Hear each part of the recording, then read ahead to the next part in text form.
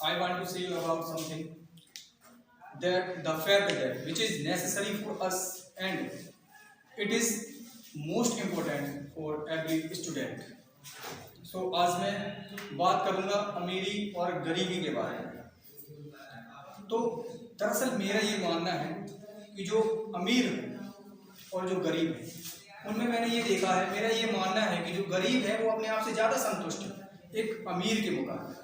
Because एक rich man है, उसके पास जितनी ज़्यादा दौलत है परेशानियां भी उतनी ही हैं उसके पास।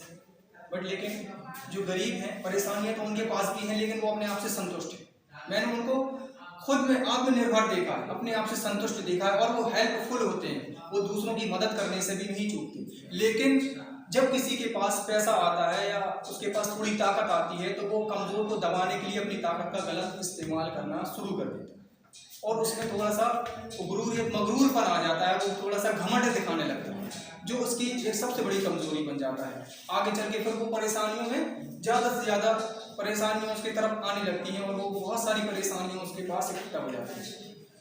तो इसलिए मैंने ये देखा है कि जो गरीब लोग हैं वो अपने आप में आत्मनिर्भर है। और मैं ये बात इसलिए कह रहा हूँ क्योंकि हाल ही में मैं एक ऐसे व्यक्ति से मिला हूँ, मैंने एक ऐसे व्यक्ति से मुलाकात की है जिसकी बातें सुनकर मैं बिल्कुल दंग रह गया, हैरान रह गया। मैंने कहा गरीबों के पास अगर ये थॉट्स हैं तो उन्हें कोई भी कमज़ोर नहीं कर सकते। मैं उससे मिला तो उसने मुझसे कुछ बातें की, मैंने भी उससे कुछ बातें की। दरअसल मैं उसकी दशा के बारे में आपको बताऊं तो उसके पास सिर्फ 2 जोड़ी कपड़े के अलावा तीसरा कुछ नहीं था। मैंने उससे पूछा आप करते क्या?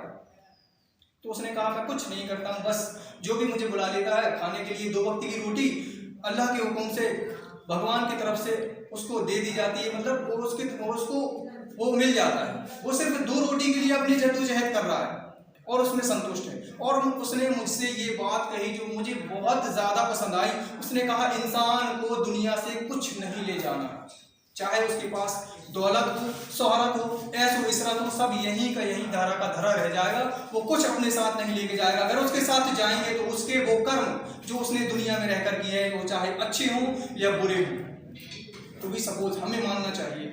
मैं उसकी सोच से हैरान रह गया कि आखिर इसके पास कुछ नहीं है लेकिन एक थॉट्स, एक विचार, ऐसा विचार है जो उसको मेरी नज़र में मैंने उसे बहुत अपने आप में आत्मनिर्भर देखा। मैंने कहा इसको सिर्फ 2 वक्त की रोटी से मतलब है, दुनिया से कोई मतलब नहीं है। उसने मुझसे इतनी बड़ी बात कर दी, इतना अच्छा बोला उसने मेरे सामने कि मुझे अफसोस हुआ अपने आप में कि एक हम हैं जो सिर्फ आगे बढ़ने की लालच में, आगे जाने की लालच में बिल्कुल उसी तरह भागते ही रहते हैं, लेकिन अपने आप में कभी देखा नहीं हम लोगों ने कि आखिर हम कहाँ हैं, हमारी स्थिति क्या है, हमारी पोजीशन क्या है। तो मैं ये एक मैसेज देना चाहता हूँ। एक इम्पोर्टेंट मैसेज मेरा ये है कि जो स्टूडेंट हैं, हम बहुत से भिखारी, बहुत से मांगने वाले ऐसे हमारे पास आ जाते हैं जिनको हम देख के अक्सर ये कहते हैं कि यार तुम अच्छे हट्टे कट्टे नौजवान हो, कमा के क्यों नहीं खाते, मेहनत क्यों नहीं करते। तो दरअसल हमें ऐसा नहीं कहना चाहिए। अगर हम निर्भर हैं तो हम कुछ दें, अगर नहीं दे सकते हैं तो उसे मना कर दें कि हम नहीं दे सकते। लेकिन हमारा ये कहने का अधिकार नहीं है कि तुम मेहनत करो या कमा के खाओ। सपोज दैट कहीं हम जाएं, हमारी हर चीज चुरा ली जाए, हमारे पास कुछ ना बचे, तो हमारी स्थिति वहां कैसी होगी? सपोज दैट कैसी होगी स्थिति? तो इसीलिए हमें किसी से भी मगरूरियत वाला, गुरूर की बातें नहीं करनी है। अगर हम दे सकते हैं, मदद कर सकते हैं तो करें, नहीं कर सकते हैं तो मना कर दें, लेकिन उसे इस तरह जलील ना करें। क्योंकि इससे अगर मान लो हम स्टूडेंट ऐसी कोई चीज़ करते हैं, ऐसी कोई गतिविधि हमारी तरफ होती है या हमने किसी की हेल्प करी, तो जो लोग हमसे एजेड, हमसे बड़े हैं उम्र में, तो वो हमें देखते हैं और ये कहते हैं कि यार ये बच्चा अगर इसके अंदर ये संस्कार है तो जरूर इसको इसके घर से मिले। तो हमें वहाँ एक अच्छा फील होता है कि कम से कम किसी ने हमारी तारीफ की। तो ये हमारे विचार ऐसे होने चाहिए। हम स्टूडेंट हैं, हम अपनी लाइफ को, अपने जीवन को अच्छा बनाने का प्रयास कर रहे हैं। इसमें मेरा ये मानना है कि जो लोग पॉवर्टी से गुजर कर धीरे धीरे आगे बढ़ते हैं और कुछ अर्न करते हैं, धीरे धीरे उनका विकास होता है और उनके पास पैसा आने लगता है और वो आगे चल के बड़े आदमी यानी कि एक अमीर आदमी बन जाते हैं तो उनके स्वभाव में बदलाव आ जाता है, उनकी बोलचाल में, उनके रवैये में धीरे धीरे अपने आप वो बदलाव लाते हैं और वो जो नीचे हैं उनको नीचे दिखाने का प्रयास करने लगते हैं। तो ऐसा नहीं होना चाहिए। दरअसल अगर आप कुछ कर सकते हैं तो उन्हें अपने स्तर से ऊपर उठाने का प्रयास करें। ये मदद, आपकी ये मदद उनके लिए बहुत कारगर साबित हो सकती है। आपको उनके स्तर को बढ़ाने का प्रयास करना चाहिए और आप अगर उस स्थिति से उठे हैं तो आपको वो स्थिति को भूलना नहीं चाहिए। उस कंडीशन को, जो कंडीशन आपने फेस की है उनको भूलना नहीं चाहिए, क्योंकि ये चीज़ें जो आपने फेस की है दूसरा भी इन्हीं को फेस करेगा। तो आप उस चीज़ को अच्छे से समझ सकते हैं और प्रयास करें उसको उस स्थिति से उठाने।